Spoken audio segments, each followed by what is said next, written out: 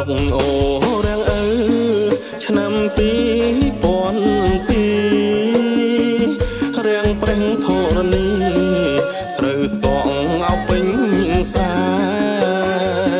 អង្និចាស្រុកខ្ញុំស្រណោះអោពុកម៉ាប្រឹងប្រែងដាំថែតែគ្មានអោបានផលព្រោះស្រូវស្កងអស់ស្ទឹងក្រហមកស្មងសពលរដ្ឋចុះដល់ខ្លោចចិត្តពលរដ្ឋនៅបាផុកសំដាច់រូតរះលើកម៉ាស៊ីនបូមទឹកសង្គ្រោះស្រូវស្កងពលរដ្ឋញញឹមស្នាមញញឹមប្រជាថ្ងៃមេឃស្រឡះលឺច្បាស់អោសំលេងទាំងចាស់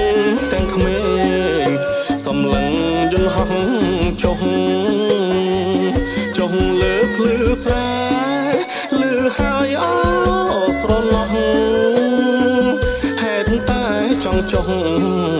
ពីនិតផ្ទាល់ភ្នែក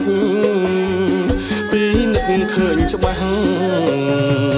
សំដាច់ហ៊ុនសែនអញ្ជើញមកដល់សំដាច់ចុងផ្ទាល់ដឹងទុកពុកស្រណោះបានឃើញជាងស្ដែងស្រែស្រូវស្កងអស់ទឹកភ្នែកពុកស្រង់ចុះស្រណោះអោប្រជាស្រណោះសោកស្ដាយ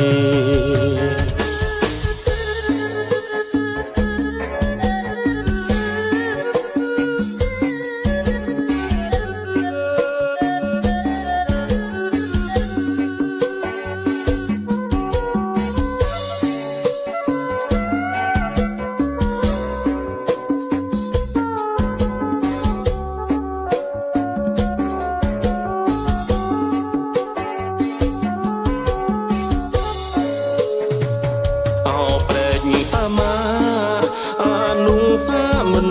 ភ្លេចរូបភាពសម្ដេចចុងកាយអោប្រឡាយសម្ដេចនឹងប្រជារួមចិត្តរួមកាយចុងស្ដាប្រឡាយคล้ายប្រែកអោតាមាសង្គ្រោះស្រែស្រូវតាមានាំទឹកសង្គ្រោះស្រូវអ្នកស្រុក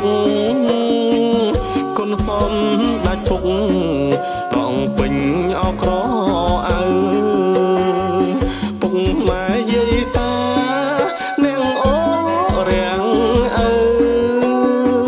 ផ្ដាំតកូនចៅព្រឹត្តិការណ៍អោប្រវត្តិចាជាប្រវត្តិសាស្ត្